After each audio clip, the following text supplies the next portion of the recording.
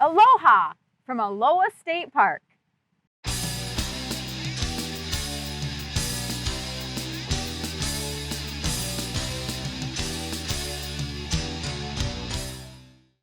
Aloha State Park is essentially a campground on a lake, and there's a day use area.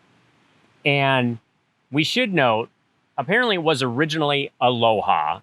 The guy who helped settle the area, one of the stories we've heard is the guy who helped settle the area and name it thought that the beach and the lake reminded him of Hawaii. This would have been back in the 1920s. Or earlier, yeah. Or earlier. And they named the area Aloha. And then over time, it has become Aloha. And so the locals call it Aloha, and they know if you're visiting because you talk about coming to Aloha. Aloha. So they know State you're Park. out of town at least. So somewhere over time, Aloha became Aloha, probably because we live in Michigan, where we like to change the way we say things, which is why people who come here from Charlotte, North Carolina, probably don't understand why they've arrived in Charlotte, Michigan. Yeah. But that's a segue into an entirely different video. We pronounce a lot of things wrong in this state, so we'll just go with it. But it basically is this campground. Yeah, and lake. There's really not a whole lot here. It is 172 acres. It's located on Mullet Lake, and Mullet Lake is actually quite large. It's a very popular lake for fishing, boating, other watercraft. There's a lot of private residences around the lake. So if you are into fishing and boating, this is the park for you.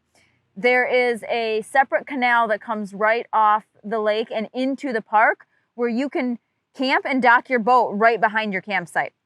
And that is a unique feature that we have not seen anywhere else. Well, it's kind of unique that there's a number of campsites here that are right on the lake. You literally have lake access at the back of your campsite, depending on what type of boat you have. But there is the canal. If you have a larger boat and you go in it's by the boat launch, and then you can park right by your camper as well. So yeah.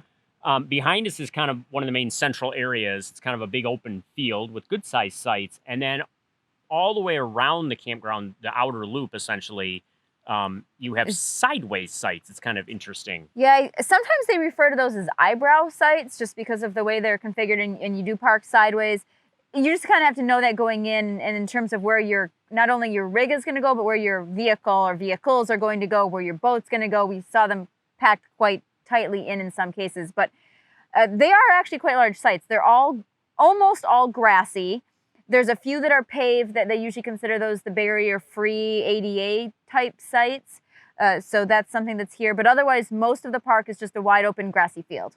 And I could see, especially if you're into boating or you like the lake life kind of thing, it's kind of cloudy and windy today. It's not very nice out here. But on a hot summer day, if it's beautiful, it'd be nice to be camped. This would be right on the lake, yeah. Right on the lake. That would be really pretty. So I could see where people would, want to come here and do that. Speaking of water, this is sort of one of the central points for what's called the Inland Lakes Waterways. It's a 38-mile stretch from Crooked Lake to Lake Huron. It's 38 miles long, and you can travel the entire 38 miles on your boat without ever having to get off. So that's kind of a unique feature, again, that's here. If you're into whether it's kayaking or other boating of any kind.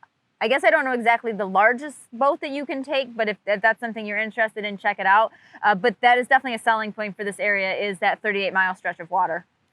Yeah, and also speaking of water, we had a couple of good storms come through yesterday and last night, and we noticed there are a number of sites here that are flooded really bad. Some are just wet and muddy, but a lot of them have been flooded. So I would suggest if you are going to be here for a few days and weather is questionable, check with the ranger and say, hey, are there certain sites that are, a little drier when it rains, or are there some that are flooded, and just keep that in mind. Well, and I think that's especially important if you're in a tent, more so than in a trailer, because you're not really going to have any place else to go. And we saw quite a few floor mats and picnic tables and grills that were underwater here. So if you're in a tent only, that is definitely something to keep in mind.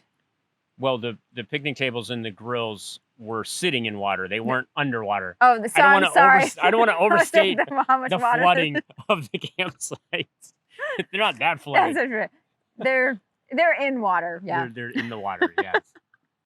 If you're in the area and you're not camping, there is a day use area here too, and they have the boat launch and they have a day use area. There's volleyball nets set up there. There's a pavilion. There's some tables and grills. So kind of a nice spot to just hang out by the lake for the day.